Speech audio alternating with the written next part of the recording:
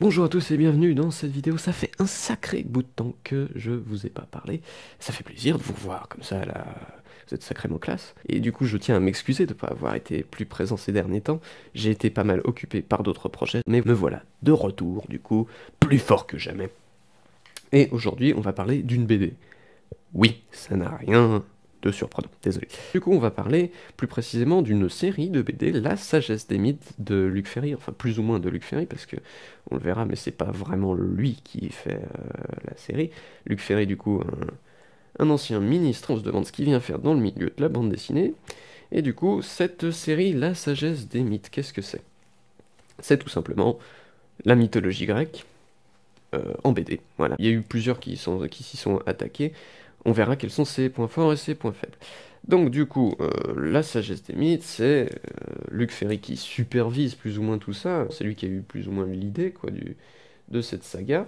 Quel est l'animal emblématique d'Athéna? Comment Jason s'empare-t-il de la toison d'or? Comment Ulysse échappe-t-il au Cyclope? Découvrez les grands récits de la mythologie en édition illustrée collector. À chaque numéro, une BD sur les dieux, héros ou épopées antiques et un cahier richement documenté conçu par le philosophe Luc Ferry. Et ça va être tous les tous les mythes mythologiques. Oui, c'est logique. Non, bah ça va être du coup tous les mythes. On a l'Iliade, l'Odyssée, Héraclès, Jason, Thésée, Persée, Oedipe. Là, il y a aussi la naissance des dieux, on voit derrière. Il y aura Aphrodite, etc. C'est pas ça qui manque. Hein. C'est tout simplement, en fait, voilà, pour offrir une autre porte d'entrée dans la mythologie grecque. En gros, c'est ça. T'as pas compris, laisse-moi t'expliquer. Je ferme pas la porte, c'est moi la porte. Je suis la porte, je porte la porte. Le truc, du coup, Luc Ferry, qu'est-ce qu'il vient faire là-dedans? Déjà, est-ce qu'il s'y connaît vraiment en BD? Est-ce qu'il est pertinent? Non. Non, effectivement, il n'a rien à voir avec le monde de la bande dessinée, c'est pour ça qu'au final, il fait pas grand-chose, puisque si on ouvre la page, alors moi, là, j'ai le tome 4 sur 4 de l'Odyssée, enfin, c'est pareil pour tous, hein. Lui, il a conçu et écrit, c'est marqué conçu et écrit, mais en fait, c'est plutôt, du coup, lui qui a eu l'idée de la série, c'est un peu du point de vue commercial, quoi, parce que sinon le scénario c'est de Clotilde Bruno, la direction artistique c'est de Didier Poli, le dessin et storyboard c'est de Giuseppe Beguera, la couleur de Scarlett Mulkowski, la couverture de Fred Vigneault, donc bref, en gros, il n'a pas fait grand-chose, Ferry, là-dedans, simplement l'idée du coup de cette collection. Le dessin, qu'est-ce qu'on peut en dire du dessin? Il est beau, il est quand même très classique, je dirais qu'il a rien de particulier. La chose qui est intéressante dans ce dessin, c'est peut-être les détails, les recherches qui ont été faites vis-à-vis des objets de l'époque, hein, lance, bouclier, maison, enfin tout ça, ok, oui, là c'est intéressant, c'est bien, on sent qu'il y a quand même un travail derrière. Sinon au niveau du dessin, bon, il est très bien, il n'y a rien à redire en soi, c'est juste qu'il n'est pas exceptionnel, il n'a rien de bouleversant, moi personnellement, il m'a pas donné spécialement envie, tout en étant un dessin intéressant. Voilà. Je peux pas en dire grand chose de plus. Au niveau du coup du scénario, on sent que c'est très léger malgré tout, hein. Ça va très très vite. C'est une histoire classique, hein, j'imagine, oui, c'est ça, c'est oui, 48 pages, normal. Mais ça va très très vite, et là, il faut se dire que c'est le tome 4 de la série, et il n'y a que, au final, le duel de fin, Ulysse déguisé en clochard qui va réussir à passer les flèches dans les anneaux pour séduire Pénélope, enfin pour la séduire, non, pour se marier avec en fait. C'est quand même une partie assez courte de l'Odyssée. Pris séparément, ça vaut pas grand-chose, bah, après c'est le dernier tome, hein. Mais on va du coup en revenir au point le plus crucial de tout ça. C'est que on peut dire en fait un gouffre financier, hein, puisque c'est conçu comme étant quelque chose de très commercial. Euh, il y a tous les cycles, et tous les cycles sont divisés en plusieurs tomes, donc tu as toujours envie d'acheter plus, c'est jamais vraiment fini, il y a toujours plein de mythes à traiter.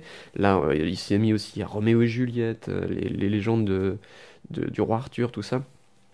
C'est un filon incroyable qu'il a réussi à exploiter, il doit se faire des... Il doit être riche.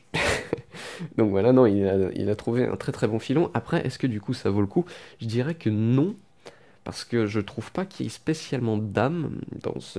Alors peut-être, là voilà, c'est vraiment purement personnel, mais je trouve pas qu'il y ait vraiment d'âme, on ne sent pas l'amour de la mythologie grecque, du tout, on sent une recherche, effectivement, oui, il y a du travail derrière, bien sûr, mais il n'y a pas vraiment de magie. D'autre part, c'est surtout très très compliqué de se payer toute la collection, c'est très onéreux quand même.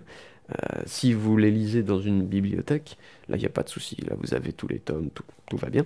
Par contre, si vous voulez vous les acheter, c'est un vrai gouffre financier. Malgré tout, il faut se dire que c'est intéressant parce que c'est une des rares collections.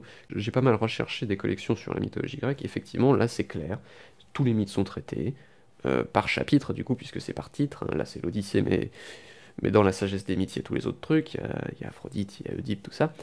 Donc c'est très clair, c'est facile de sélectionner le mythe, il y a tout, c'est plutôt pas mal à ce niveau-là, effectivement. Le dessin est très bien, enfin bon voilà, moi je le trouve pas incroyable, mais il est bien. C'est une porte d'entrée différente, et c'est peut-être la chose la plus intéressante là-dedans, c'est que, effectivement, ceux qui n'ont pas envie, ou qui ont peur de se lancer dans la mythologie grecque par écrit, bon, bah, ou ceux qui préfèrent la BD à l'écrit, tout simplement, voilà, c'est une façon différente de traiter les choses. À ce niveau-là, c'est quand même pas mal. Voilà, c'est tout ce que j'ai à dire sur cette série, et j'en ai pas lu suffisamment de façon pour en dire vraiment plus, mais je pense qu'effectivement, plutôt que de se les acheter, vaut mieux quand même les lire en amont de toute façon pour se faire un avis, mais surtout les lire à la bibliothèque, c'est plus simple. Voilà. Merci du coup d'avoir regardé cette vidéo. Maintenant que je suis de retour, je vais essayer d'enchaîner un peu tout ça. Et la semaine prochaine, on parlera de Kaamelott, la BD. En tout cas, le premier tome. Allez, à bientôt. Donc l'idée, c'est de raconter ces mythes, mais aussi d'en dégager la signification philosophique, parce que cette mythologie grecque, c'est pas des petits contes fantastiques ou des petites aventures comme ça. Derrière, il y a une sagesse des mythes qui est absolument passionnante. Donc l'idée, c'est à la fois de raconter les mythes tels que ils existent dans les versions originelles, et je suis toujours parti des versions originelles, donc des premières matrices, donc raconter ces grands mythes, mais aussi en donner la signification.